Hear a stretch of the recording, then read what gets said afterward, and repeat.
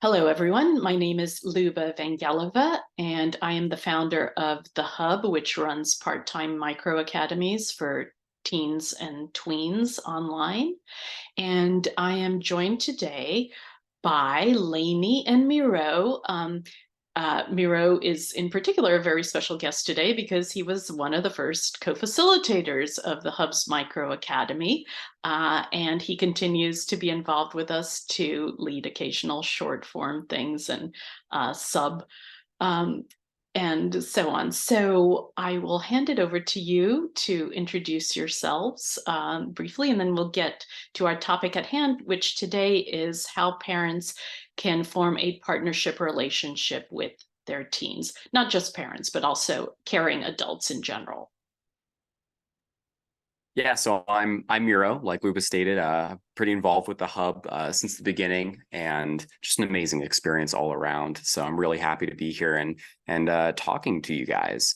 Lainie is my mom, so she's actually written a book on the topic that we're talking about today.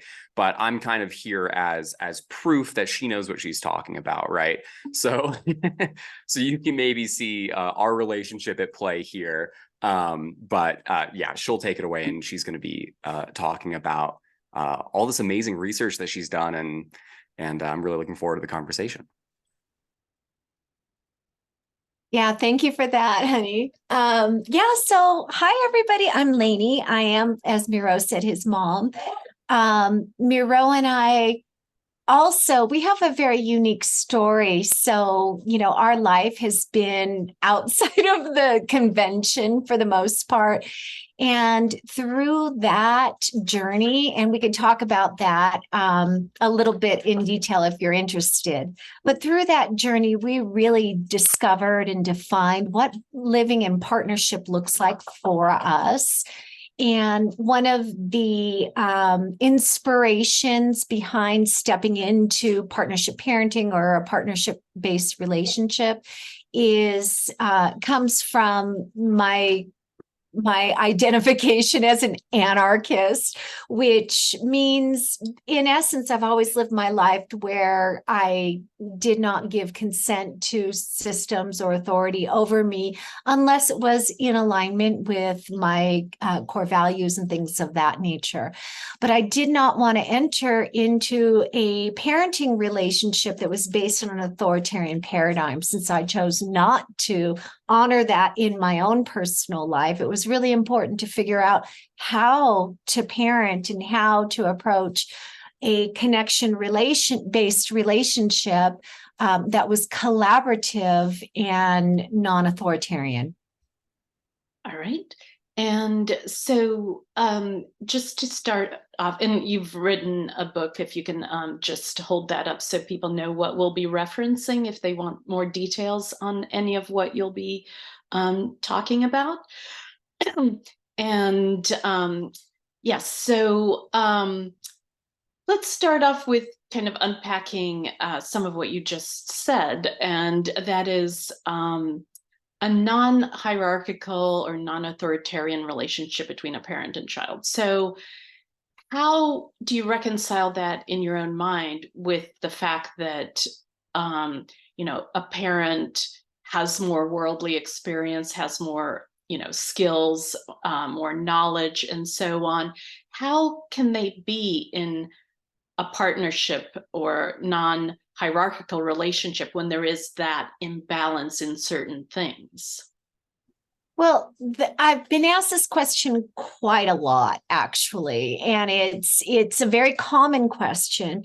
But I'm going to ask you and your audience to think about their interpersonal relationships that are perhaps romantic or even friendship-based, and understand and recognize that each person that comes to a relationship of any kind, they're not the same people. They have different skill sets. They have different experiences. They have different likes. They have different qualities and talents. They're not the same. But, your question was primarily about parent-child.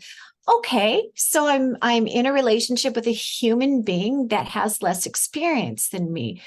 does not mean I am their authority. It means I'm their facilitator, their guide. And when there are things that come up that require some guidance, instead of telling somebody or forcing somebody, in this case, my child, what to do, I let my child know, or I let Miró know, it's probably a good idea that you get into a good habit of brushing your teeth. But am I going to sit on your chest and, open up your mouth and shove a toothbrush in there? No, I'm not going to do that. But I'm going to explain to you in my worldly experience why it's a good idea. I'm going to model for you that I brush my teeth, and I'm going to invite you to brush your teeth. But your autonomy over your own body is you. You've got that. You've got agency. But my job is to facilitate and guide you in a way that is in alignment with the values that we hold. And if he chooses not to do that, then the consequences, the natural consequences, are going to come up. And my job is to help him unpack and understand them before they occur, and after they occur, to help him process that.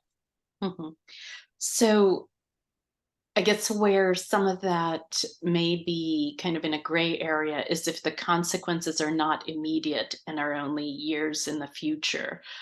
And so isn't it difficult, and maybe Miró, you can speak to this, since, well, from your perspective, how well would you say you grasped the consequences? And if they weren't immediate, do you feel like it was just kind of the explanations from your mom were too abstract to understand? Or basically, what was your experience from your end of this? No, I think it from my personal experience, it made a lot of sense. When things would come up, it was natural to me. I understood that, yes, there's a history, there's a reason why, this thing is happening. Now I'm facing the consequence of maybe a long behavior or something. And instead of my first reaction, or instead of my first impulse being to, put it on somebody else, or to blame, or to look for like who is responsible, the answer to that question was always, well, myself, really. That was really the way I was raised. I wasn't, when you don't really live by an arbitrary set of rules or a set of expectations that are imposed by somebody else, when things go wrong, the only person that's there, and the only person that you can point to, is yourself. And so I think that, that doesn't make it easier. Sometimes it's actually very difficult to reconcile that, especially as you're growing up. But I think that it's definitely prepared me for like adult responsible life in a way that I think the alternative would not have. So I think it just seems natural to me. And have you noticed differences between yourself and maybe people you've met, friends or acquaintances whose parents are much more authoritarian? Have you noticed any differences, or have people pointed out differences to you? Yes, definitely. I think one of the biggest things is I have a really strong sense of identity already, even at this pretty young stage in my life. I mean, I'm 24, but I feel like I understand who I am and what makes me tick and why I do the things that I do. I have a sense of drive and a sense of purpose. And I think that comes from, being trusted with making my own decisions from a pretty young age, and also facing the consequences of those decisions. So I think that those are some of the main ways in which sometimes I do struggle to relate with others my age, because I think that, oftentimes they're just at a different stage in their lives. I don't find myself there. So for better or for worse. Mm-hmm. And so are there limits to the partnership model? I mean, if a parent is aware of a danger that the child just is dismissing or minimizing and the child just isn't listening. Have you ever found it acceptable to step out of this paradigm and kind of change modes? I'm trying to think in my mind and memory of any instance where I had to. Are you thinking of anything, Miró? I mean, to be fair, I have always, in my childhood, I was always a very cautious child. And I think that kind of helps, mitigate that factor. I would say from my experience that yes, of course, it is a parent's responsibility to keep your child safe. That can be pretty vague sometimes. There's a lot of gray areas because sometimes, making your own mistakes is a really integral part of growing. And then, working through those consequences is, it's very important. Of course, none of that matters if your kid dies, right? Like, obviously there's super extreme cases where clearly, there's reason there. But I think if it's just making mistakes, and if they're things that you can stumble over, then I think that is definitely acceptable. Mm-hmm. Okay. And so let's talk a bit about, you gave the example of the toothbrushing. I mean, so that would be an example presumably from a probably younger age group. But your book deals specifically with adolescents, which you define as ages 10 to 25, I believe. So covering tweens, teens, and young adults. So can you give some examples of how the partnership paradigm was expressed in your parent-child relationship during those years, and maybe an example from the tween and the teen years to see kind of how that differs as someone gets older? Yeah, so what is unique to our story is we live nomadically. We started to travel when Miró had just turned 10 years old. And so the entire adolescent period of his life was spent in a totally different paradigm, the paradigm, not a non-conventional paradigm, right? So we felt the freedom to make up the rules. And in fact, not even rules, because we chose to live without rules and to be guided by our values instead. But we lived the freedom to be able to live in a manner in which we wanted to live or saw fit. So again, we didn't follow conventional life. But I'll give you some examples. Like when Miró turned, I think it was 12 or 13, there was a project that he wanted to produce. And he asked me for his support on that. He wanted to write a short story every day for, I can't remember what the projected goal was, 6 months or something. Do you remember? It was 100 days, but 100, 3 months. Pretty ambitious. Pretty ambitious. And he asked me for his help.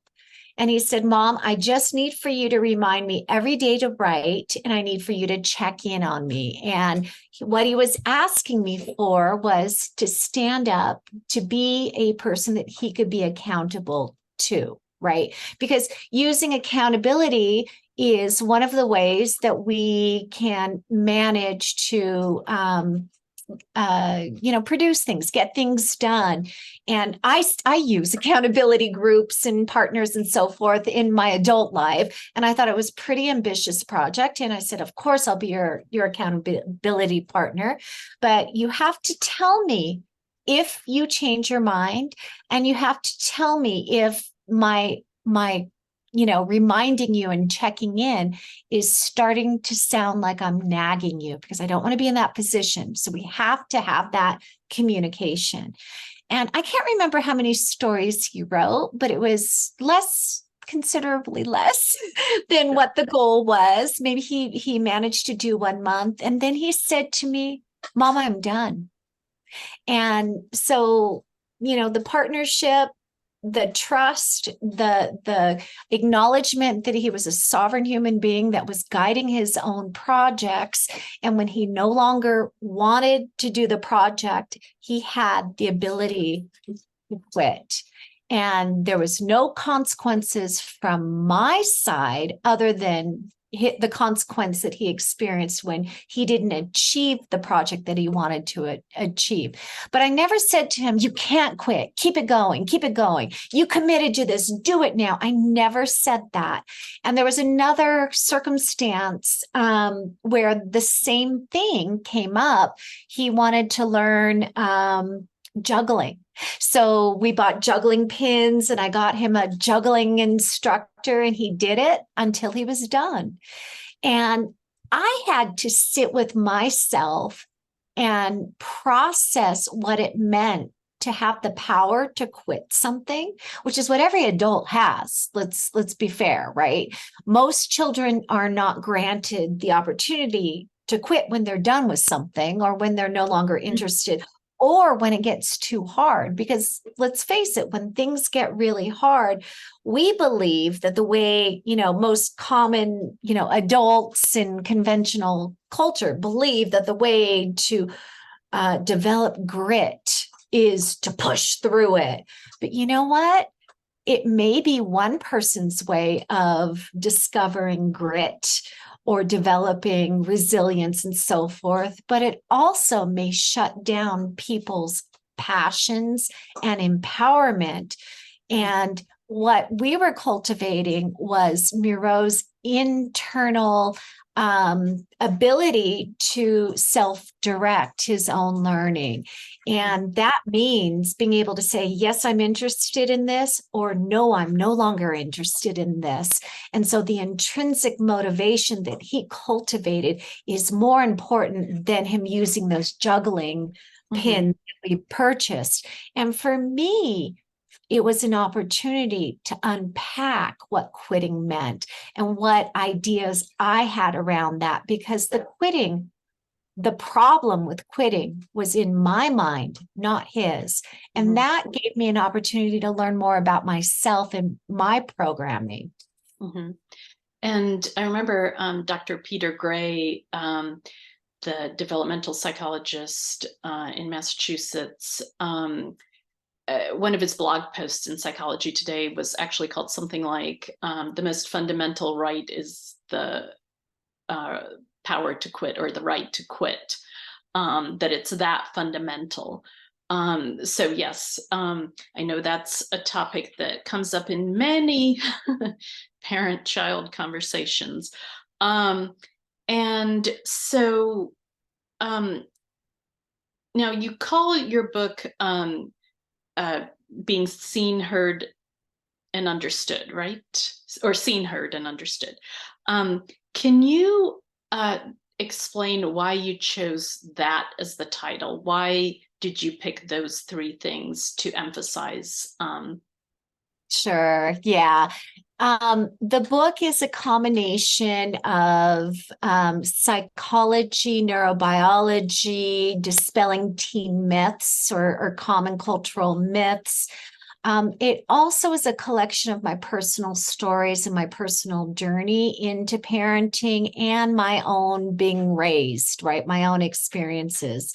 And for anybody who reads the book, you'll discover some of the challenges that I had growing up. I grew up in a household where I did experience quite a bit of emotional abuse, and the childhood trauma that I experienced informed the type of person that I became.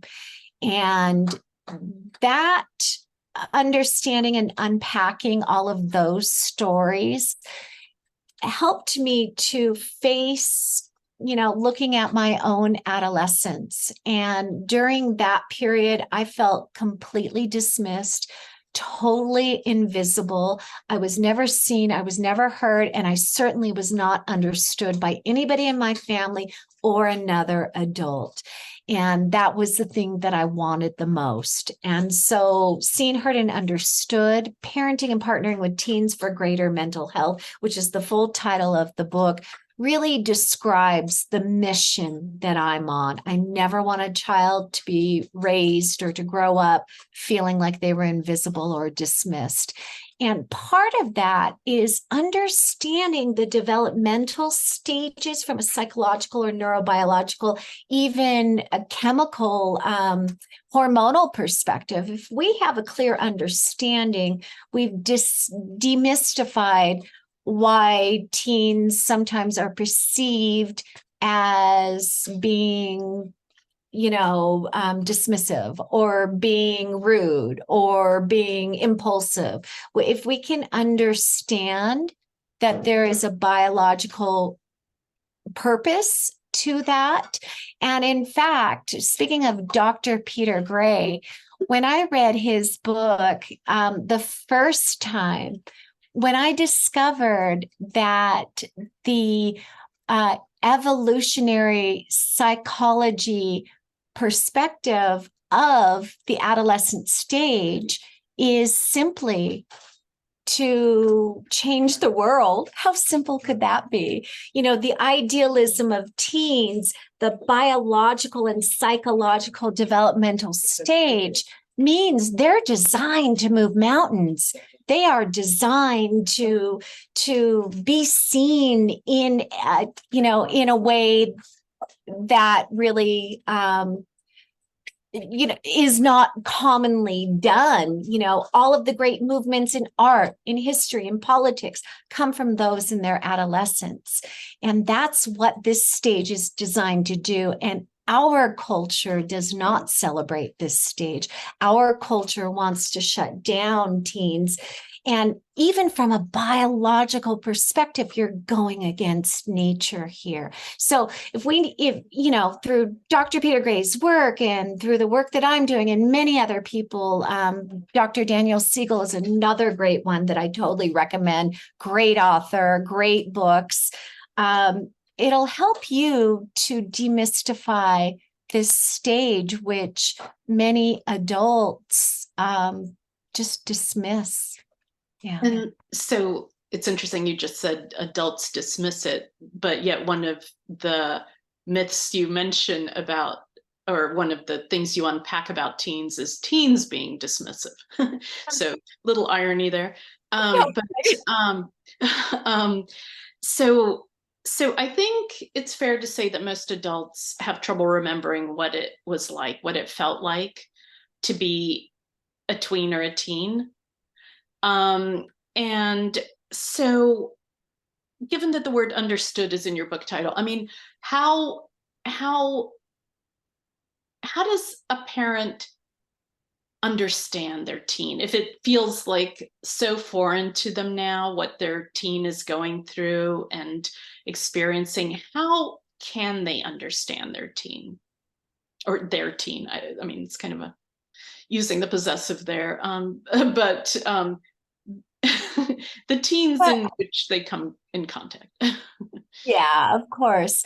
Well, again, I talk about, first it's understanding the developmental stuff. That's really important because that gives you the intellectual understanding, but it doesn't stop there. So like I said, the hormonal, neurobiological, and psychological development is really important to understand. And there is a reason why they can't process many things at once. There's a biological reason why people in this stage of life are higher emotional or they hyperfixate on things. There's a biological, hormonal, and psychological reason why they're idealistic. So if we can keep that in mind, that's great. But the work doesn't stop there, Luba.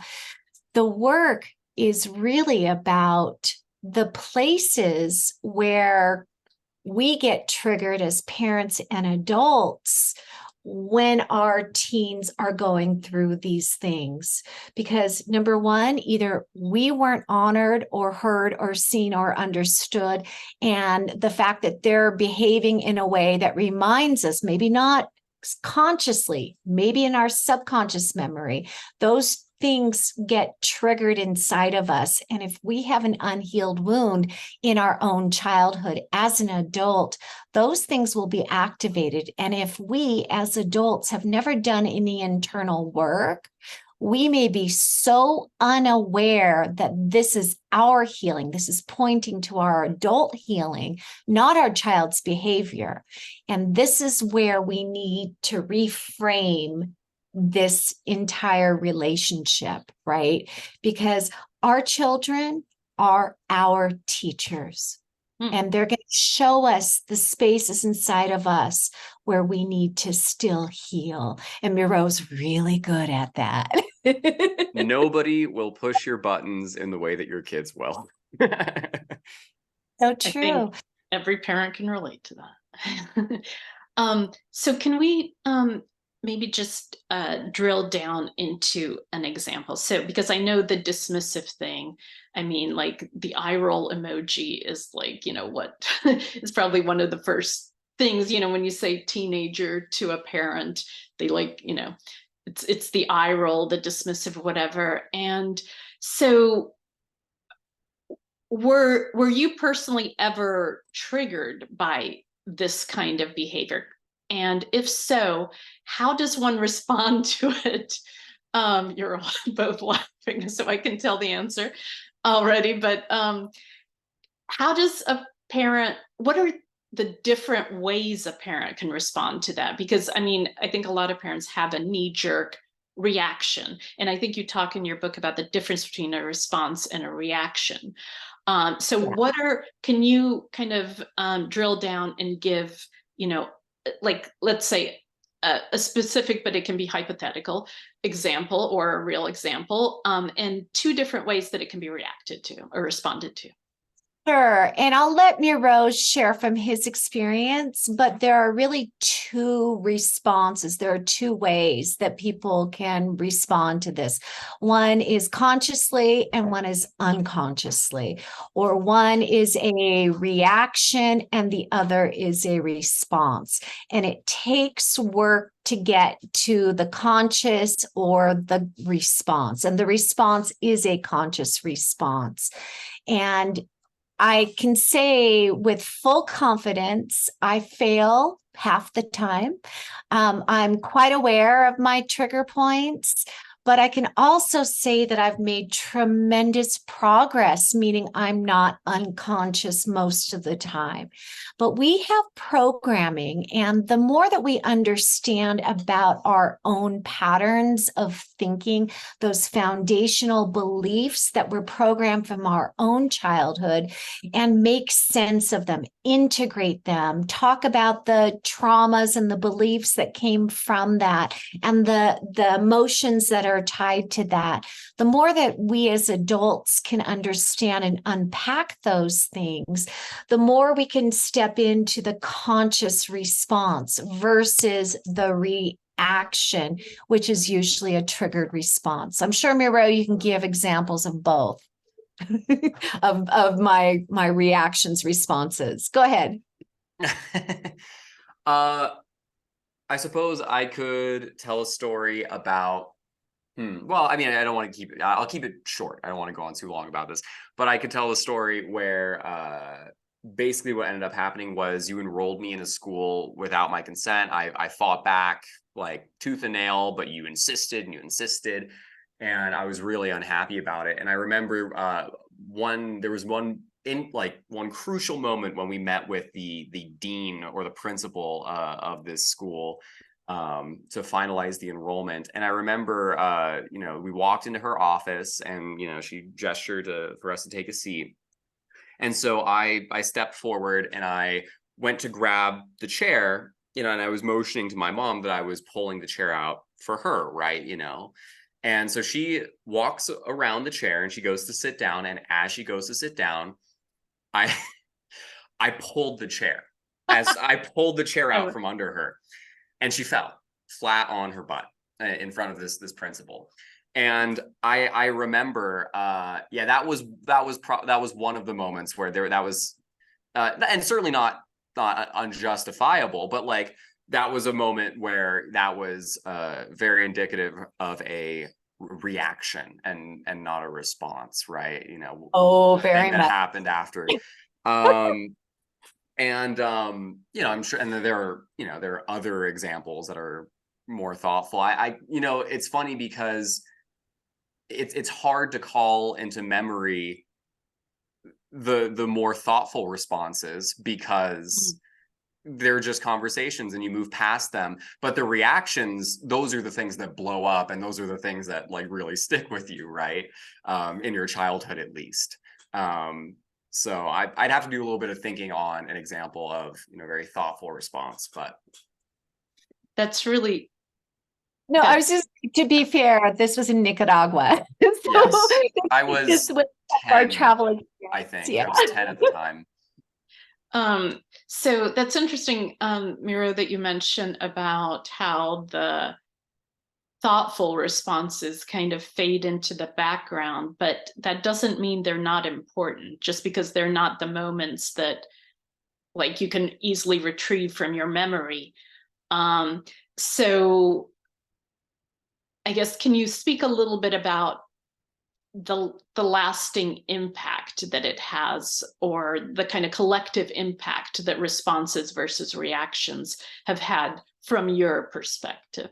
Well, I think it just, you know, going into my adulthood, it conditions you and it prepares you for relationships in adulthood and for healthy relationships, right? I mean, that is how thoughtful, intelligent adults interact with each other, or should interact with each other, right? And I think that it, in so many ways, really has prepared me and has been such a great gift for me. And it's allowed me to get really deep with people that I meet. It allows me to form relationships that are more fulfilling. It allows me to also be more conscious and more aware of my own shortcomings and my own insecurities. And it helps me deal with those in a healthier way, I would say, in a way that is more responsible, in a way that is just better for everybody around me. So yeah, I mean, of course there's immense value there. I think it's helped me mature. It's definitely accelerated that for me. Yeah. And I was just reading an article in Time magazine about the mental health crisis among teenagers in the US.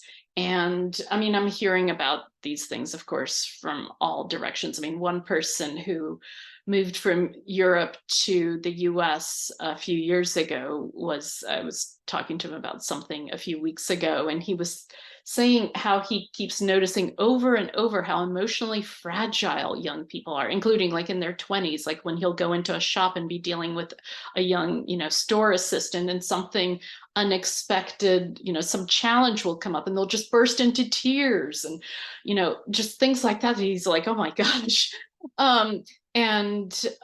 Just, the statistics are just absolutely alarming about, depression, anxiety, suicide, so on and so on.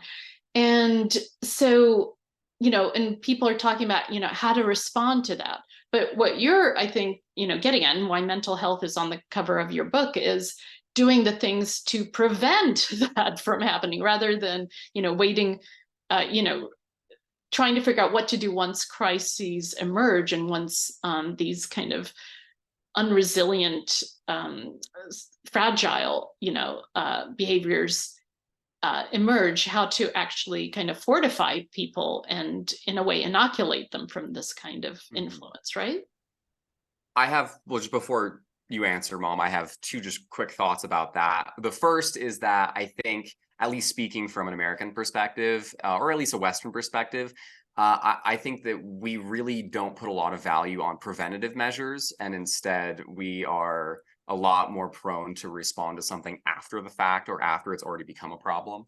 So I think that is something that is societal, that is, it's important to keep in mind.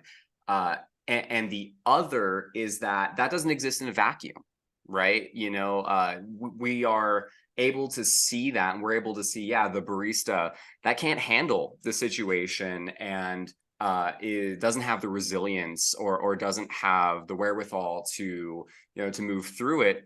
But there's also conditions that create that, right? And so, there's the way that other people around them interact with them and other people around them treat them, and there's a lack of respect, and there are expectations, and so I think it would be a disservice to totally say that it's just simply a generational or an individual issue. I think that it exists as a part of a larger tapestry of something that is like very interconnected. So I just wanted to give that perspective, but go ahead. Yeah, no, I totally agree with you, Miró. And I do believe that we come from Western culture. We come from a culture that does not value the inner world, right? We are not taught at a young age. We are not exposed to tools for mental health. We are not taught about our inner worlds. We are not invited to share what's happening in our inner worlds. And in fact, a lot of families and social situations talking about emotions, which is the most basic, first step of understanding, naming your emotions and recognizing what you are feeling when you are feeling it. This is not part of the common cultural norm. And I think that's the first place that we need to really focus on, is bringing in mental health, not as a taboo subject, but as a topic that everybody needs to learn about. We need to learn about how our inner world, how it functions, how it's built, how it runs, what it means, how beliefs get there, what are the things that we look for, what are triggers indicating, what are all of these things that are inside of us. And that's why I wrote this book. The book is a collection of tools to manage and to really cultivate a relationship with your inner worlds through the use of tools. Now, I'm somebody, one of my trauma responses is hyper-independence, and hyper-independence brought me down many paths that served me, some just as many that didn't serve me because of the hyper-independence. But as soon as I understood that my hyper-independence was part of my trauma response and a survival mechanism, I started to tap into it in a very intentional way by seeking and educating myself and becoming a very strong self-directed, autodidactic, self-directed learner. And I even brought that into self-directed healing. And for me, tools were the way that I managed and understood, and it gave me a foundation that I could balance myself and still manage my path in this world. So the tools themselves are for preventative, they're for deeper understanding of self, and they're also for managing when you are in crisis.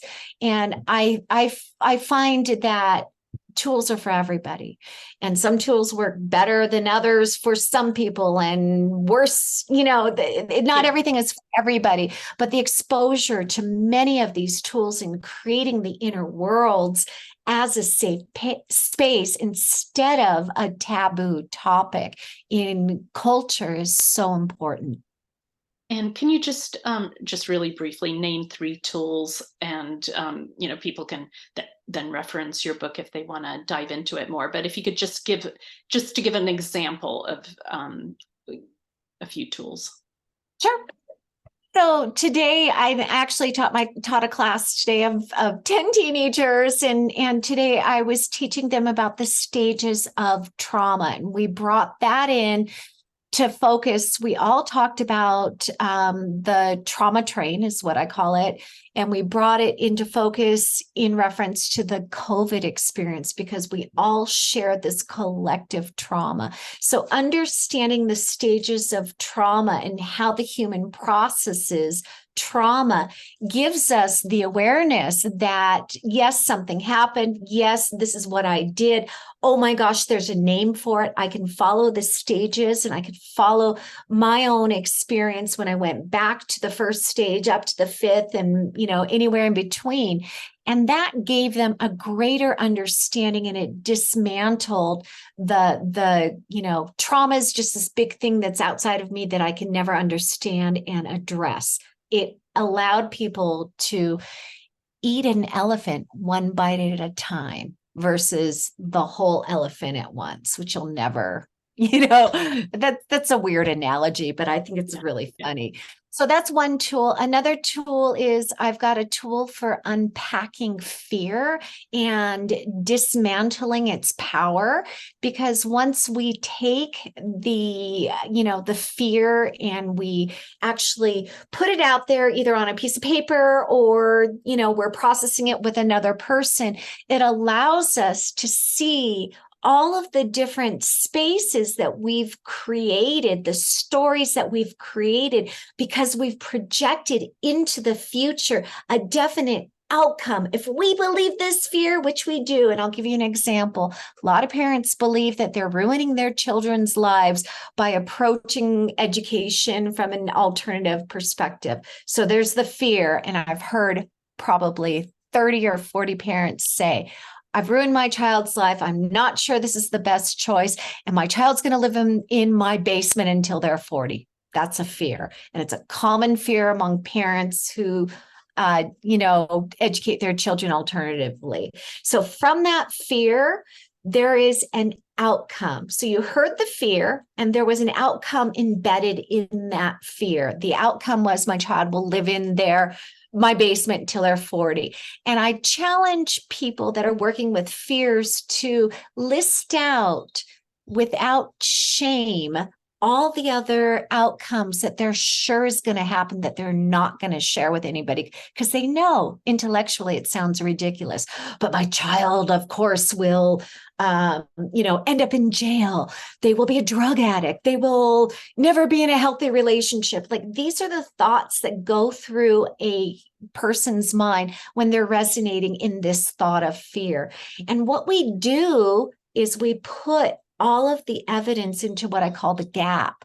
And so now, by seeing the child leave their shoes in the living room, that indicates they're going to be a drug addict. I don't know how we got from here to there, but it's true, because I see their shoes are in the living room, or the dishes are dirty in their bedroom. Like, whatever the story is, in our mind, we create a linear path to an absolute future, which is really a figment of our imagination. So I've got tools for that, and those are really, really powerful.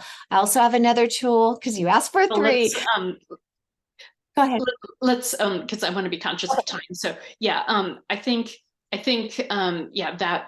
I mean, I'll just mention, I know one that stood out to me was journaling, you had mentioned as a tool. So we'll leave it at that, because I do have some other things I definitely want to cover. And one of them is, so for a partnership model. So can you explain, like, how does that work if the teen themselves does not wish to communicate with the parent? I mean, part of the teen drive is to be independent and to prove themselves and so on. And so how do you work in partnership with someone who is trying to get away from you and is trying to, or is just private and doesn't want to share their feelings with you or whatever? And does partnership mean being friends with your child? I can jump in really quickly. I'll let you answer this, really, but I just want to give some of my thoughts. Yes, I mean, I think there is a stigma for some reason that with most parents, that they think that they can't be friends with their children. I guess it's just a complete rewriting of what they think that relationship should look like, or like what they've been told societally is acceptable. I would consider my mom one of my best friends, so I mean, that's the kind of relationship that we have. To answer the greater question, though, I kind of see that as an expression of autonomy, right? I mean, if you're your child or your teenager chooses not to communicate and says, well, I'm not really interested in your opinion, or I'm not interested in what you have to say about this, that is them communicating to you what their needs are and what they're looking for. So I think that you can even understand that as you know, a kind of interaction or a kind of communication. But go ahead. Yeah. And I would say that the question itself is embedded with a bias. So what do we do if a child doesn't want to communicate, a teen doesn't want to communicate? Well, the implication is, you know, communicating is the only way to connect. And that's not true. There are people as individual as, you know, anybody on this planet. Sometimes there are people that just are not open. Partnership, you're going to cultivate a partnership that is unique to each individual.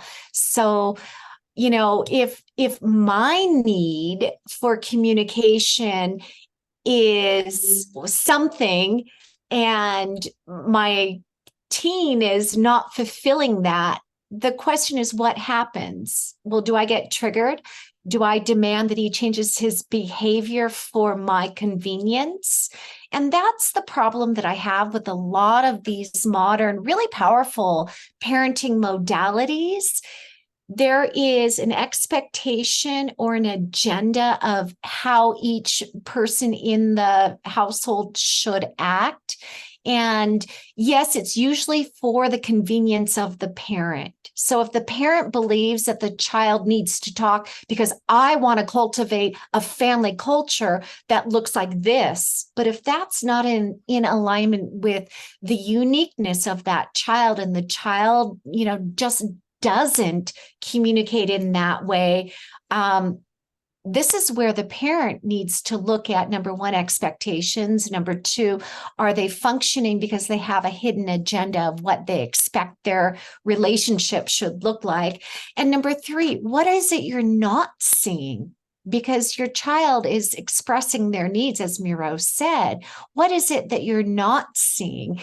And how can you bridge that gap between what you want and what you need and what they want and what they need? And that involves a conversation. And it may not look like the outcome that the parent has in mind, but partnership is meeting people where they are. And guess what? People never stay the same. We are constantly changing. So in that moment, that's what they need. But you know what? Miró at 15 is not Miró at 24. And Miró at 10 is not Miró at 18. So every single day was a day of change. And so being flexible and allowing yourself not to get triggered by a response that you don't necessarily want, but that's what it is. You have to be okay with that. And so one thing you had mentioned in another conversation was about, you know, teens are undergoing all these dramatic changes, you know, in their bodies and their minds and so on. And that in itself places a really big burden on the brain to process. And sometimes they have very little mental capacity to spare for other things that maybe the parent considers important or that society expects of them. And you had mentioned that, you know, it's not unusual to see, I think, intellectual regression during periods of great, you know, growth spurts, whether they are visible physically, you know, externally, or whether they're, you know, in the mind. But to maybe exercise more patience and to, I guess, be aware of that. Very much so. Yeah, parenting is a practice of patience for sure.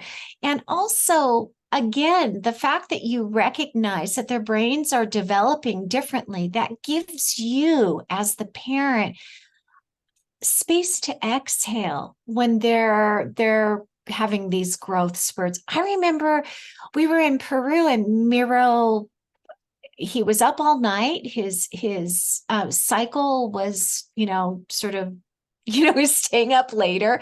And then he slept during the day. He slept for 19 hours. And I remember going into his room every couple hours with a piece of paper, and I put it under his nose to make sure he was breathing.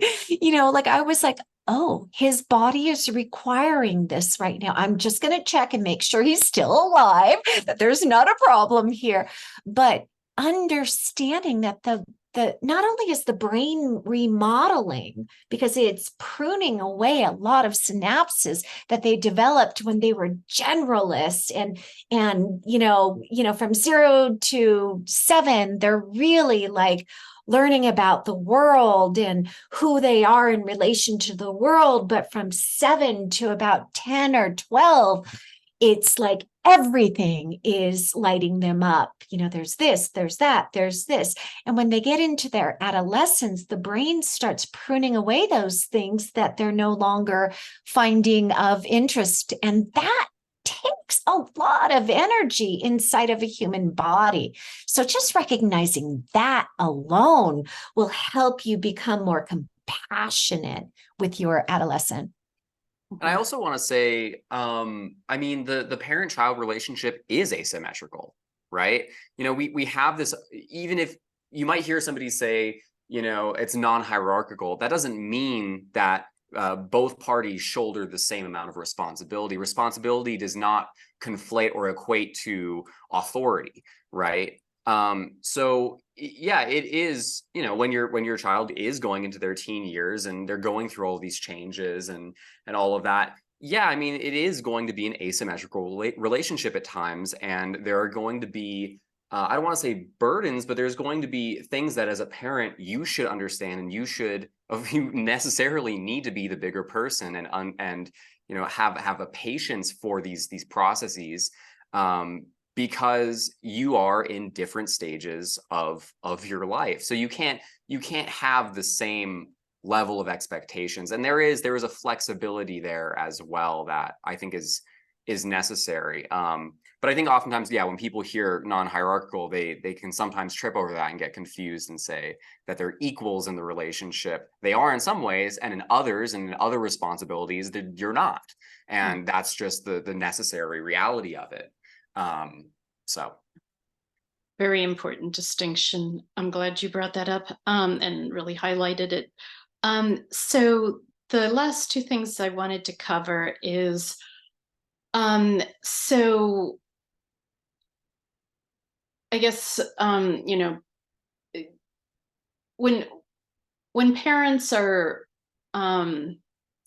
overwhelmed, I guess in kind of a traveling situation, maybe you have more time and space and so on. But if someone is working a full-time job or whatever, they've got a lot of responsibilities that have to be done every day and so on. And to take the time and the energy necessary that day to meet your teens' needs, whatever, and to even be conscious of them. How do you basically advise parents to do that when they may be just trying to get through their day and their own need, meet their own needs? Yeah, fair enough. And that's a really important question. And I don't have a one-size-fits-all answer, but what I do have is compassion for each one of our journeys. The acknowledgement that conventional culture right now is very demanding and has been. It requires, if it's a 2-parent family, most of the time it requires both parents to work. There's a lot of single parent families out there. I am a single parent, right? And have been Miró's entire life. So I took on double duty in many respects, and I understand those pressures. But for me, I can't define anything more meaningful in my life. And I've done lots of things and been to lots of places and helped lots of people, but there's nothing more fulfilling than being a parent. And that to me was my reason for prioritizing this focus. It was really important to me. We have such limited time with these young humans that come into our lives and go off into the world. So if parenting is a priority, you'll find a way. If it's not a priority, then you're not going to take the time to really cultivate a partnership. But if it is important to you and you're able to articulate the pressures of the world and articulate when you've done something that didn't match or was not in alignment with your goals for the relationship, apologize. I can't even tell you how many times I have messed up. I am, and if you read the foreword of the book, Miró talks about by showing my fallibility helped him to step into his own humanness. And I try and apologize as much as I can. And take ownership of my mistakes, and the acknowledgement that we're both human gives us that space to show up exactly who we are. And it's true. We'll always make mistakes in every relationship, in every stage of life. So be kind to yourself. Cultivate a strong relationship with yourself, and that will help you in your parenting. Right. And you touched on the last question I was going to ask, which was what to do after the inevitable fumbles. But let me since you addressed it from your perspective, let me throw that out to Miró. How did it feel to hear your mother apologize for things? And what if she then made the same mistake again? Let's say, I mean, sometimes it takes more than one. Sure. Attempt. I mean, of course, I mean, it can still be frustrating. It can still be difficult. They can still be things that you have to actively work on. But seeing another person as fallible and as somebody who is capable of taking accountability or being accountable to another person, it definitely, it changed my relationship to people, just flat out. I mean, there's really nothing more that can be said about that. I think I'm blessed with the fact that I never really grew up in a household where I had kind of like this vision of my parents or as the people around as greater than me, or as essentially as gods who could never do anything wrong. And seeing that, I mean, that having that behavior modeled to me told me that it's okay, to make mistakes, that it's okay to be imperfect, that it's okay. It takes so much pressure and so much weight off of your shoulders once you realize that. And I couldn't even imagine it being any other way at this point. So yes, you have to expect that your parent, they can make a mistake and they might make the mistake again. And the most important thing is that you're able to see not only effort, but an ownership over those stumbles. I mean, your parents are people too. that's just all it is. Yeah. And I mean, some people, I'll just wrap up to say, might say, okay, well, there's what's the nature versus nurture thing. I mean, maybe Miró just, has good genes and that's why he's like so cool or whatever. But I mean, you two actually work together, and you, like Miró, like you said, you consider your mom your best friend. So, I mean, it's like there clearly something very deeply, worked between you two and, how you were raised, it seems. but Definitely. Yeah, definitely. So, all right, well, thank you. And so Lainie, if people want to learn more, what are their options other than the book? You mentioned you also run classes. Is that just for teens or also for parents? So I do have a company called Transformative Mentoring for Teens. I teach courses there. I have a 12-week course, which the next one will be next year, actually, because I'm in the middle of one now. But the 12-week courses are teaching these tools for mental health, and they're creating safe spaces for teen to unpack all of these things. And then Miró and I co-teach through Transformative Mentoring for Teens an 8-week course for the younger group. It's the tweens and younger teens, where we're starting to normalize self-inquiry. So we gamify everything together. And Miró is so good with the younger groups. So you can find us there at transformativementoringforteens.com. And about once a year, Miró and I co-teach a parenting class through partnershipparent.com. And we don't do it that often. My real passion is working directly with teens.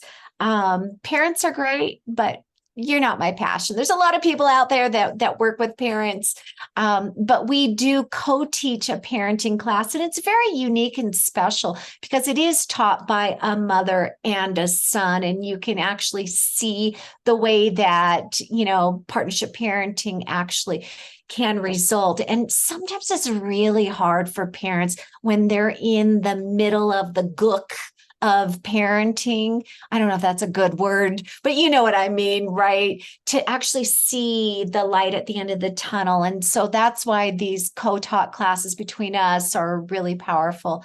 And then also Miró and I also have a company that we started 10 years ago together called Project World School.